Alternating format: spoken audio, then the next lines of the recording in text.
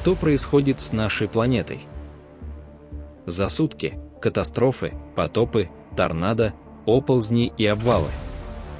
Люди бегут из своих домов, улицы превращаются в реки. Это хроника сегодняшнего дня. Вы на канале «Горизонт событий». Вечером в воскресенье в районе Биберах на юго-западе Германии произошла железнодорожная катастрофа, унесшая жизни по меньшей мере 3 человек. Около 50 пассажиров получили травмы, из них 25 тяжелые. Региональный экспресс Deutsche Bahn, следовавший по маршруту Зигмаринген-Ульм, сошел с рельсов в лесистой местности недалеко от города Ридлинген, примерно в 20 километров от границы с Францией. Инцидент произошел около 18 часов 10 минут по местному времени на однопутном участке железной дороги между Цвифельтендорфом и Целлем. По данным немецких СМИ, 2 вагона поезда сошли с рельсов, а один из них перевернулся на бок, а передняя часть состава была подброшена на 5 метров вверх по склону, врезавшись в деревья. На борту поезда находилось около 100 пассажиров. Очевидцы сообщают, что в момент аварии в регионе бушевала буря. Метеорологический центр сообщил о сильном дожде, граде и порывах ветра до 70 км в час. Основной версией причины катастрофы считается оползень, вызванный экстремальными погодными условиями. Спасательные службы работали всю ночь в труднодоступной лесной зоне. Для доступа к перевернутым вагонам-спасателям пришлось использовать тяжелую технику. Все пассажиры были эвакуированы, пострадавшие доставлены в больницы.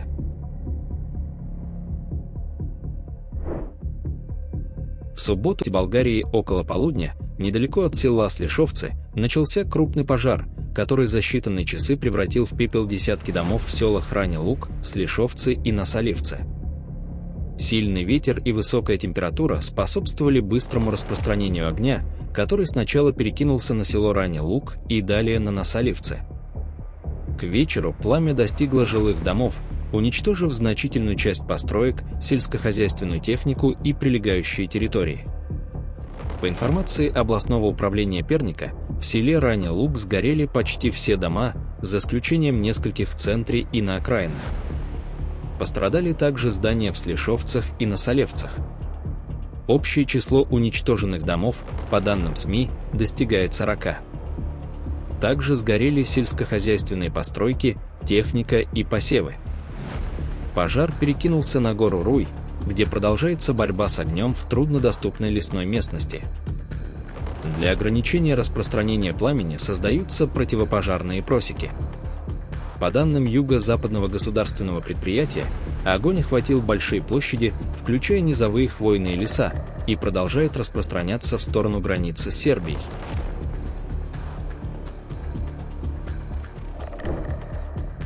Вечером 27 июля в Южной Дакоте был зафиксирован мощный торнадо, который Национальная метеорологическая служба США охарактеризовала как крупный и чрезвычайно опасный. Событие произошло в районе города Клэр-Лейк в округе Дьюэлл, вызвав значительное внимание общественности и обеспокоенность местных властей. Торнадо также затронул соседние районы, включая округа Хемлин и Каддингтон. Национальная метеорологическая служба в Абердине выпустила серию предупреждений о сильных грозах и торнадо, призывая жителей укрыться в безопасных местах, предпочтительно в внутренних помещениях на нижних этажах зданий. Точные данные о разрушениях пока уточняются, также не поступало информации о пострадавших. Друзья, если вас тоже не оставляют равнодушными эти катастрофические события, поддержите видео лайком и подпишитесь на канал. Напишите в комментариях, происходило ли что-то подобное в вашем регионе.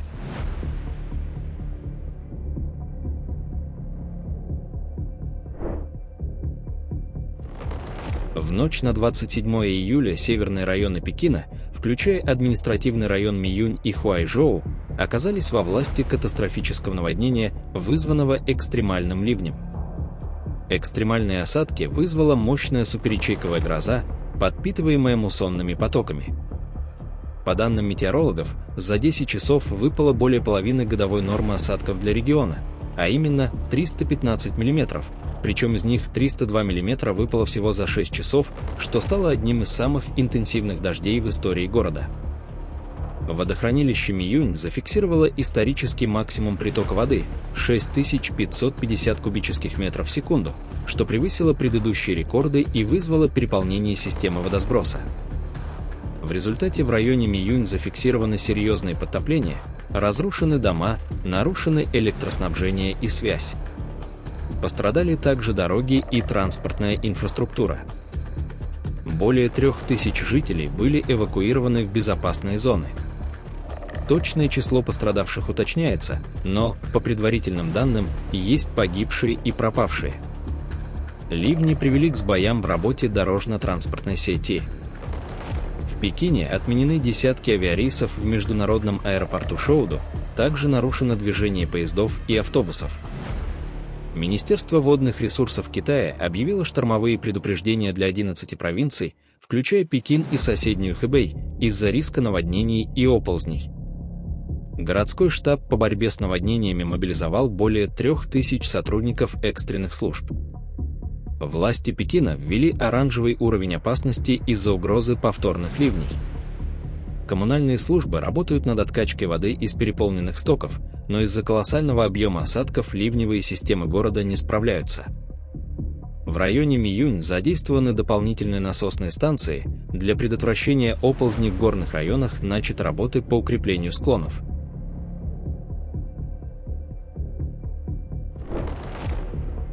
На месторождении Муйнак в Муйнакском районе Республики Каракалпакстан произошла утечка природного газа во время бурения первой разведочной скважины номер 1.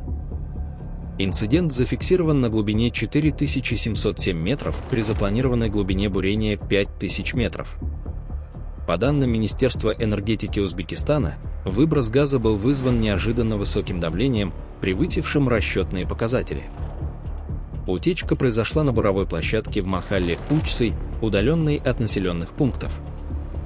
На месте происшествия оперативно развернута работа по ликвидации аварии и снижению давления в скважине. Министерство энергетики подчеркивает, что удаленное расположение скважины и отсутствие сероводорода в составе газа минимизирует риски для населения. На данный момент пострадавших нет, ситуация находится под контролем.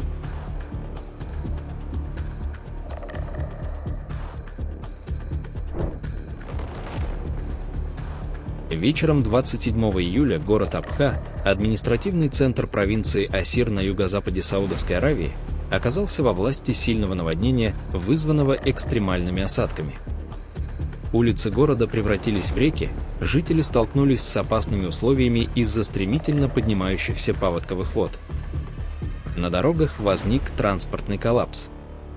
Информация о жертвах или пострадавших отсутствует, но жители столкнулись с опасными условиями, включая риски оползней в горной местности. Местные власти и службы гражданской обороны мобилизованы для оказания помощи жителям и эвакуации пострадавших из зон риска. Саудовская Аравия, известная своим аридным климатом, в последние годы все чаще сталкивается с экстремальными погодными явлениями, такими как сильные ливни и наводнения. Провинция Асир, благодаря своему высокогорному расположению, получает больше осадков, чем другие регионы страны, но такие интенсивные дожди, как 27 июля, являются аномалией.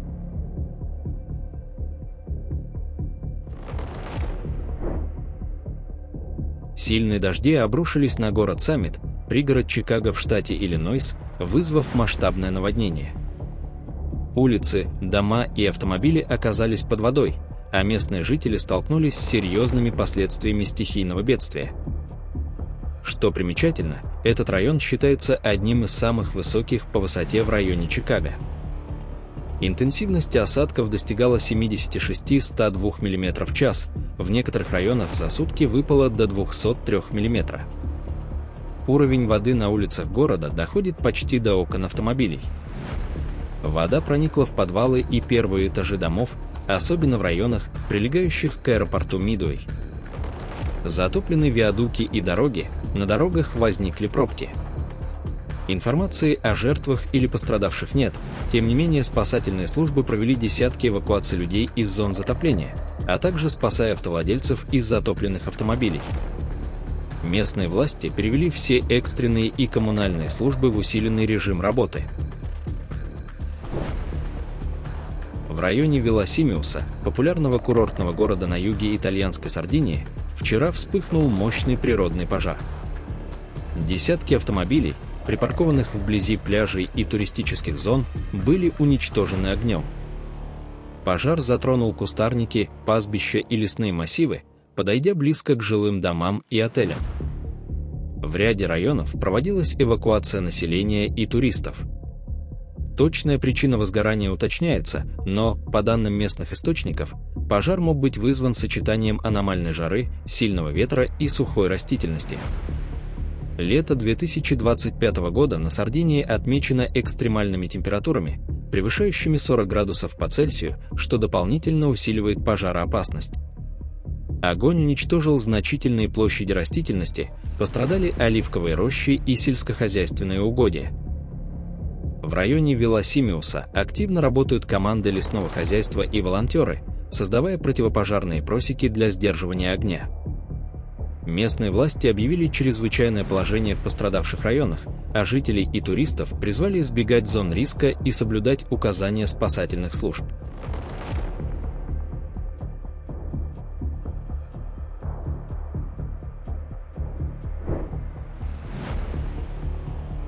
Крым в июле 2025 года переживает серию пожаров из-за аномальной жары и сухой погоды, обусловленных Азорским антициклоном. Температура воздуха достигает 35-40 градусов по Цельсию, а сильный ветер способствует быстрому распространению огня. На фоне сложившихся условий вчера в Симферопольском районе Крыма вспыхнул крупный природный пожар, охвативший сухую растительность на площади около 20 гектаров вблизи села Родниково, вдоль трассы Симферополь-Евпатория. Одновременно в окрестностях села Партизанское пожар распространился на 6 гектаров. Пламя угрожало близлежащим населенным пунктам, но, по данным МЧС, его удалось локализовать, предотвратив распространение на села. Плотный дым от пожара вызвал практически нулевую видимость на трассе Симферополь-Евпатория, что привело к 3 авариям в районе поселка Школьное. В общей сложности было повреждено 15 автомобилей, один из которых загорелся после столкновения. 2 человека были госпитализированы с травмами. Пожар в районе Родникова к вечеру был полностью ликвидирован, а в районе Партизанского локализован без угрозы населенным пунктам. Прокуратура расследует причины пожара и обстоятельства ДТП.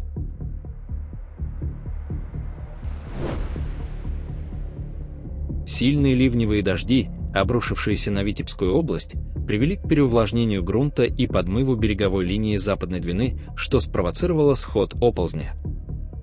В результате разрушено 7 хозяйственных построек, обрушился технический проезд, часть грунта снесло в реку. Сообщается, что жилые дома не пострадали, жертв и пострадавших нет. В результате сильных дождей подтоплены поля и грядки, а также посевы сахарной свеклы и других культур. МЧС региона проводит обследование подтопленных территорий, мелиоративных систем и ливневой канализации. Для отвода воды созданы дополнительные каналы. Аварийно-восстановительные бригады продолжают откачку воды и укрепление берегов Западной Двины. Восстанавливаются мелиоративные системы для отвода воды.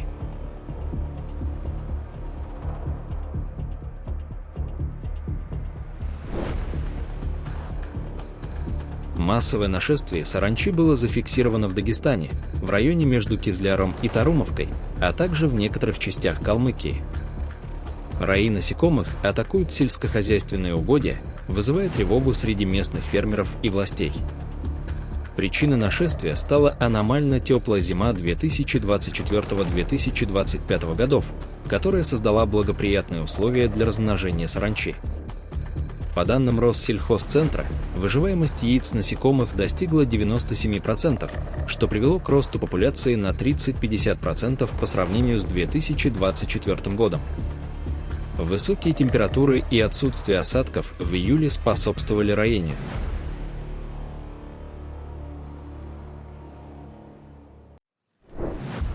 Вечером 27 июля над базовым лагерем Гашарбрума, расположенного в горном массиве Каракарум в Пакистане, сошла мощная лавина, вызванная обрушением Сирака. К счастью, инцидент не привел к жертвам или разрушениям, так как лагерь находился на безопасном расстоянии от зоны схода лавины.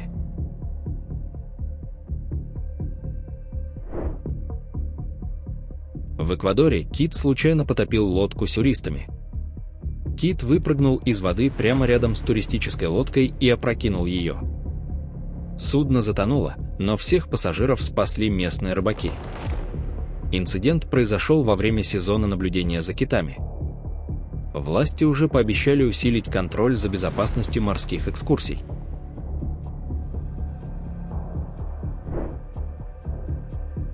На побережье Камчатки, особенно в районе Авачинской бухты, в конце июля наблюдается захватывающее природное явление – биолюминесценция планктона.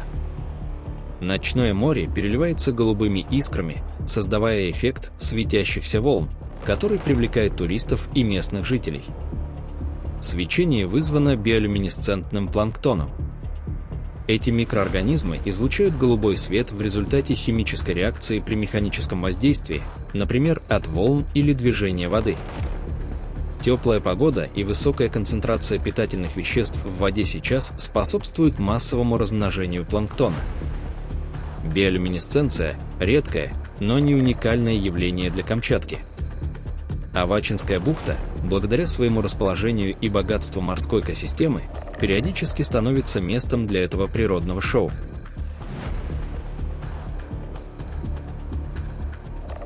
Мир продолжает меняться каждый день, и мы будем держать вас в курсе.